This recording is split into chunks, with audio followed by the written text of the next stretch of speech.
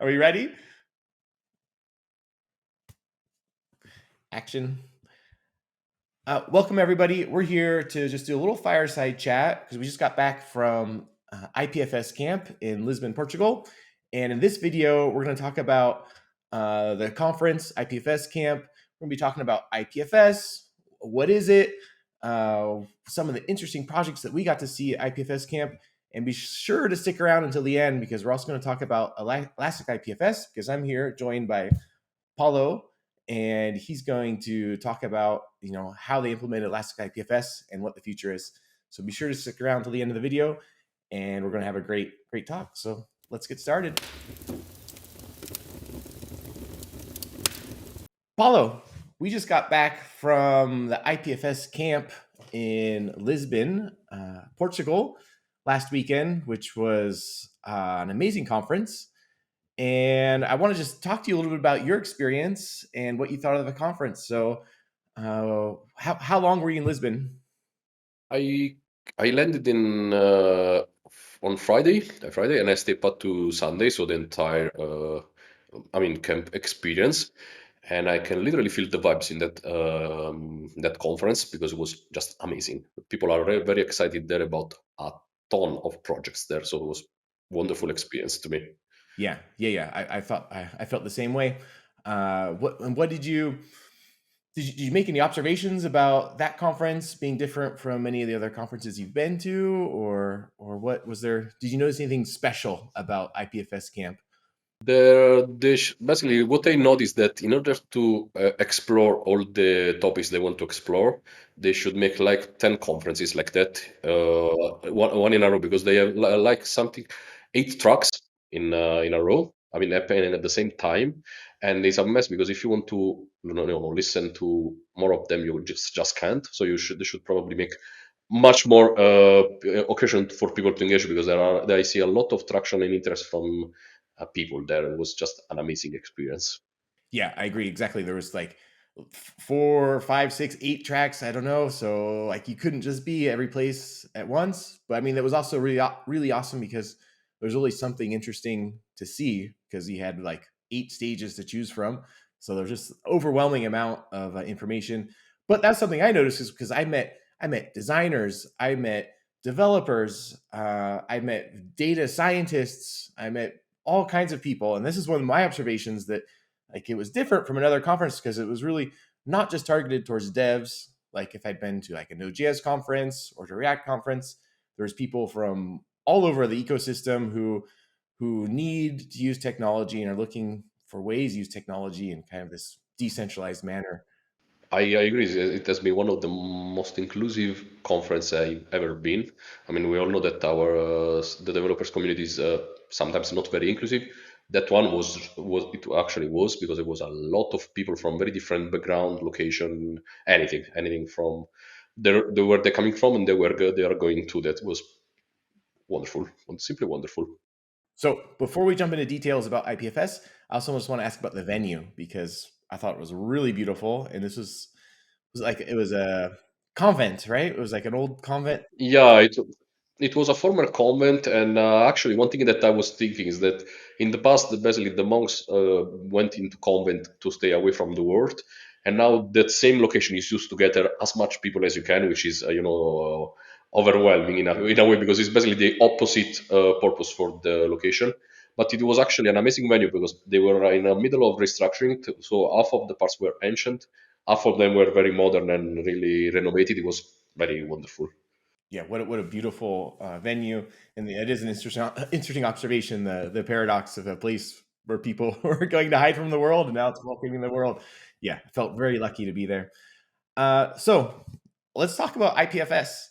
Now I'm gonna play dumb a little bit. So what is IPFS? Why in 2 sentences or less, 3 sentences or less, what's IPFS and why do people want to use it?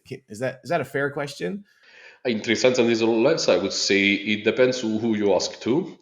It depends what you're gonna use it for, and yes, it's definitely worth to be used, but you must be careful. That's the 3 sentences you ask for. Now, of course, elaborating it, IPFS is I mean, it's a file system in a way, but it's actually basically a synergy of many network protocols and specifications and abstract and so forth, working together in order to provide a really true decentralized experience for people that are using it. Now, why people might or might not want to use it depends on what they're trying to achieve. If having a server nowadays is so obnoxious, then of course you can go for IPFS, but of course you have to consider there are limitations and different expectation that you must face basically. Yeah, I think you nailed it right on the head. And if I was going to wrap it up in like one sentence, I'm going to try to put as many buzzwords in here as I can. Immutable, content addressable, distributed, storage. I guess if I was going to put as many buzzwords as I can, I think that's how I try to break that down. No, I mean, why are you still a developer? Then you are very good to sell stuff. I should change to sales, right?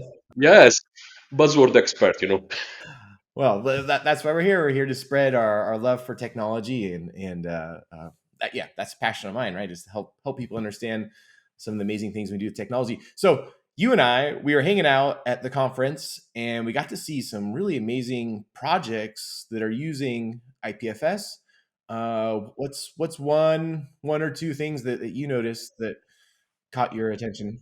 To that I noticed. I mean, one is one of the biggest actually initiative that are on IPFS, which is Web3.storage, which is by Protocol Labs people, and is very important because basically it's a way to make IPFS easier for non-technical people.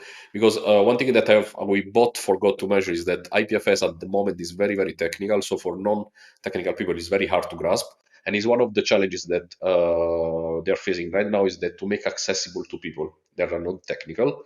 And sometimes even for technical people, it's not that easy. I would say, it's a personal experience. So Web3 storage is a very important initiative because basically they're trying to make accessible. Basically, they're trying to build a place where you can upload your files in a more traditional way, but you know that those files are actually stored on a decentralized in a decentralized architecture and are always available to get fetched back by you later on in a reliable way, which is not obvious in the IPFS world. That's one I would mention. Yeah, that's very important. Yeah, this is really cool. They're kind of providing APIs that developers can use right now, and even a web interface that's going to store your files in IPFS. So you're getting the benefits of content addressable and distributed storage.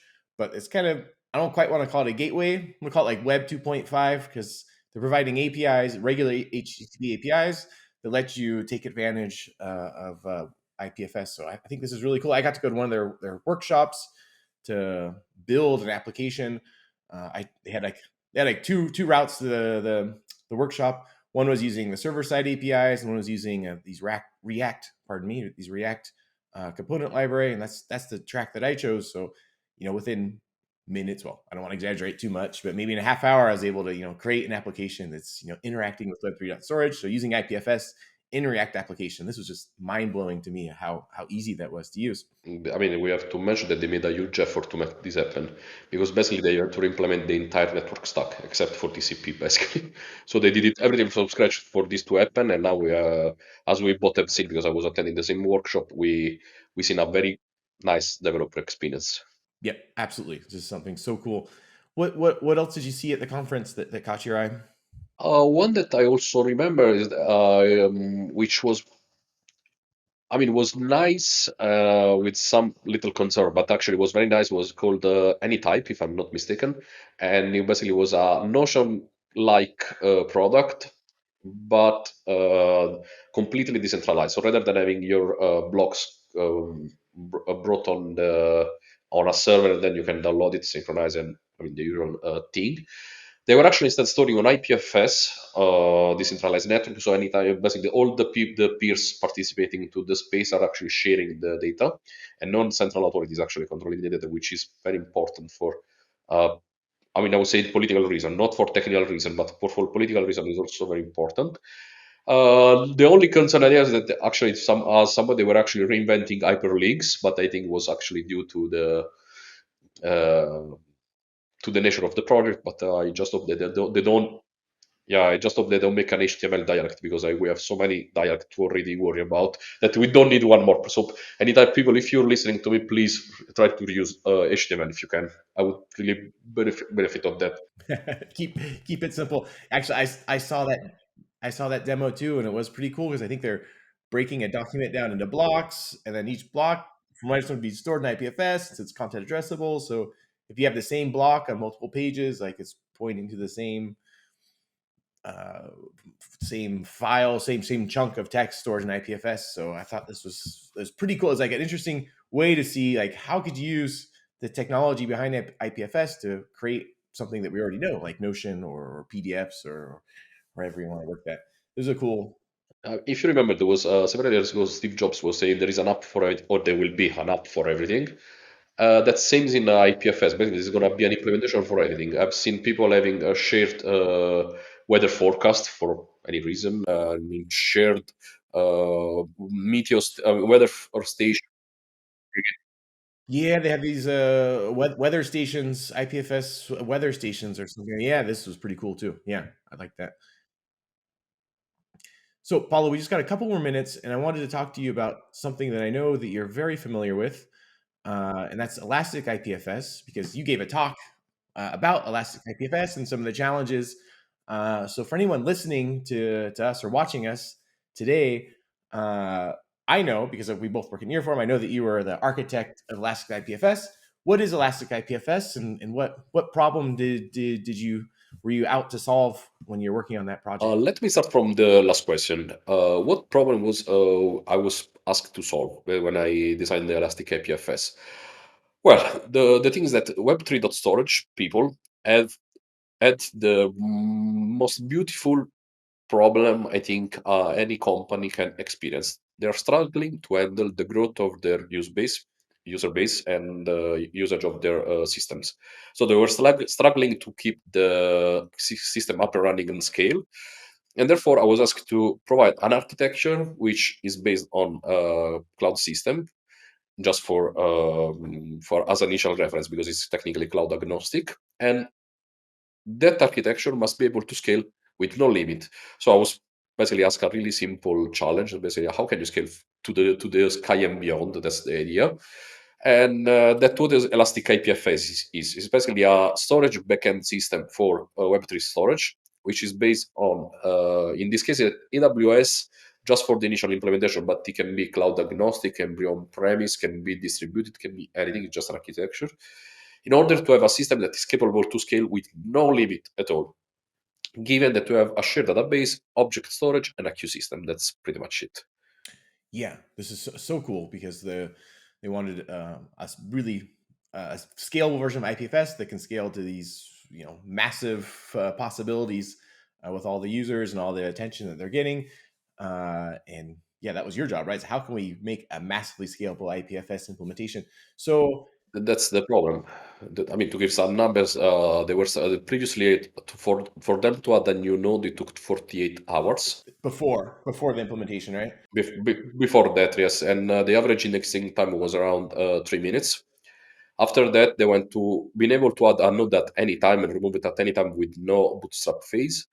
And indexing time went down from 3 minutes to a few hundred milliseconds on average. Wow, wow, insane. Yeah, just to give an idea of the I mean, I don't want to. I'm not bragging, but I'm just saying. but you're proud. You should be proud, right? I mean, I I, sh- I should probably, but yeah, I try to stay humble just in case. The imposter syndrome is. I think you have the right to brag a little bit. So I'm curious, what do you see as the future of Elastic IPFS? What is there anything missing, and is there something you think they're going to work on next, or First of all, there are one of the key principle of Elastic IPFS was to trim down IPFS itself. So we're basically where we were removing some features in order to deliver fast at the beginning. Let's say in the initial version, you cannot delete files on Elastic IPFS. In the future, we might want to, of course, to being able to delete files eventually. So that's something we want to keep adding and basically going on par with the IPFS implementation because some features were missing. And for second, of course, explore the different DevOps possibilities, because I mean, at the extreme, you could deploy the entire Elastic-IPFS on a single Raspberry Pi, because you just need, basically, in theory, Redis would be enough for everything. So there are many technical challenge. I mean, on the user facing feature, probably we're already on the complete. But on the developer experience side, there are a lot of challenges that we can explore that eventually can make the service even faster. Yeah, awesome. I'm so excited to see like what's going to be coming next with with IPFS in general, but specifically with Elastic IPFS. Like you said, getting this cloud agnostic, I think, is going to be so cool. And I'm imagining in my head like a one click install on whatever cloud provider, or maybe on my own machine, and I have this scalable Elastic IPFS instance node or nodes. I don't know if we make that plural or not. Awesome. Well, that's a tricky question, because Right. Yeah. from the outside we are singular. From the we face out as a single node. From the inside we are multiple, so it's hard to measure. I mean, we could in theory add Elastic IPFS to the AWS marketplace. So you literally click on the UI, you have your deployment done. I see this as like the future, possibly, to have like a marketplace one click install for people who want to have that incredibly scalable IPFS node. Thank you so much, Paulo, for taking the time to talk with No us. problem. Before Absolutely. before we finish, I want to know where are you going to be speaking next? So if people want more info about IPFS or whatever you're working on, what's next in your schedule? Well, actually, if you want to hear my full talk about IPFS, I'm gonna give it on the next week at Oredev in Malmo, Sweden, from the 8th to the 10th. I don't remember which day I'm on. Actually, I'm not lying. I have to check the schedule, but I will be there in Sweden, so I should be ready. So that's gonna be my gonna be my next talk, basically, for Elastic IPFS. That's basically a tour for a walkthrough on what we just basically spoke about. What were the challenges, how we solved them, some very interesting out, knowledge outcome from that talk, basically. And I love Malmo. I've been there a couple times. I have family in Denmark, so going to Malmo, Sweden is a wonderful place. I'm sure you're going to have a great time. Thank you so much for taking the time, and I'm sure you'll be seeing both of us soon to talk to you more about these great subjects. Absolutely. Thank you very much for hosting me, man.